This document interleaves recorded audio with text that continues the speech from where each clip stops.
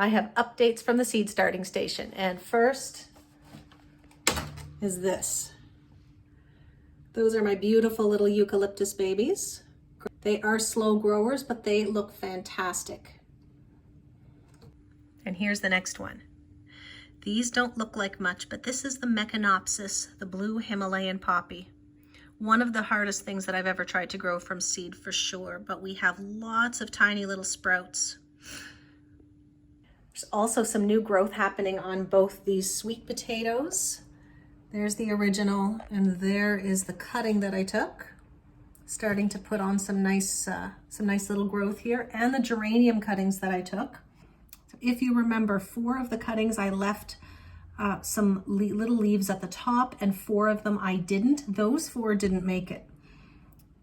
So that little growth here on top is very important, as it turns out. And these were 2 of the original plants that I chopped the top off. So those little side shoots are starting to grow really nicely. Now back to the sweet potato for a moment. You can see this shoot up here has grown really, really tall. So I'm going to cut it back, and it is ready to twist off right from the bottom there and pot it up just like I did this one. There's also a few new shoots. There's a new shoot right down there, and there's even some more coming right there. There we go. This is a bright window, but I think you can see that all right.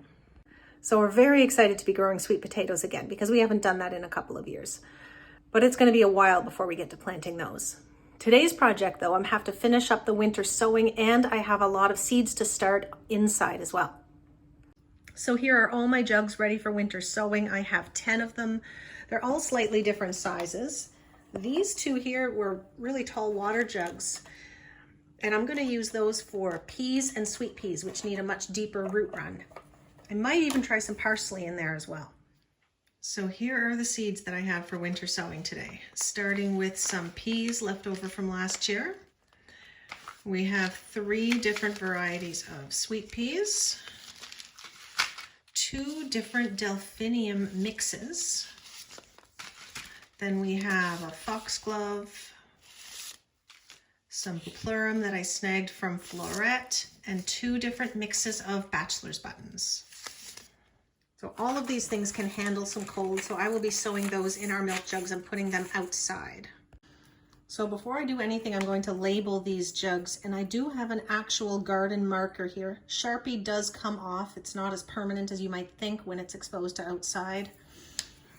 I'm going to get these labeled before I sow any seeds.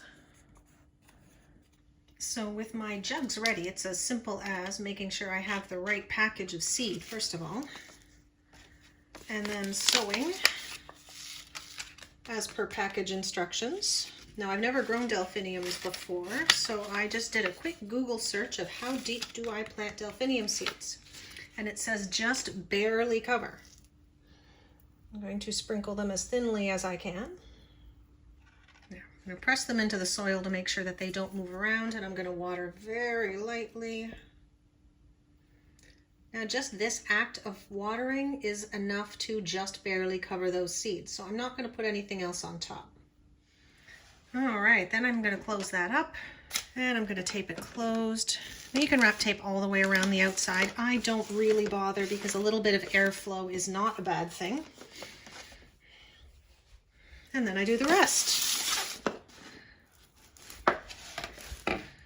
Now I have run out of clear tape, so I will be using painter's tape. I'm not confident that will hold, but I'll keep an eye on it.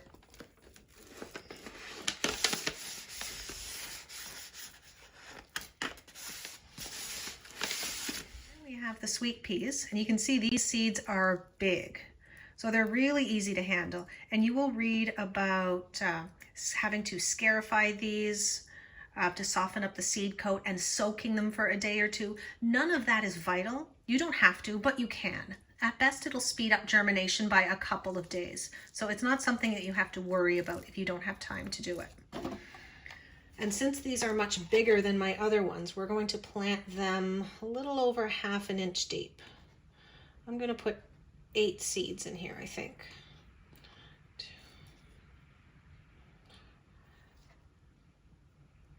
And I'm going to succession sow these, so I'll be saving those ones for next time.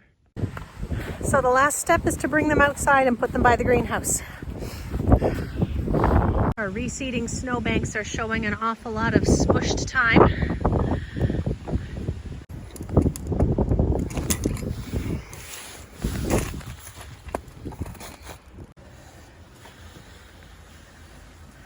It's getting crowded in here, but that doesn't take much.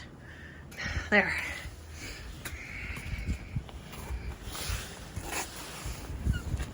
Here are the rest of them that I did about a month ago. I will be putting them inside the greenhouse shortly as well. I just need to find another bulb crate to put them in. The only reason I'm putting them inside the greenhouse is we're supposed to get really high winds and heavy rain tomorrow. So rather than risk them blowing over, I'm going to put them in the shelter. I will definitely be putting them back outside right after the rain. Hi guys, so I am editing and I just realized that I had mentioned indoor seed starting, but I did not get to that before I was interrupted by kids. So I'm going to finish all that up tomorrow and make that into a separate video. Thanks again for watching as usual. Hi Buster. Here's Buster. Hi Buster. Yeah, Buster says thanks for watching and we'll see you next time in a few days with that seed starting video. Bye.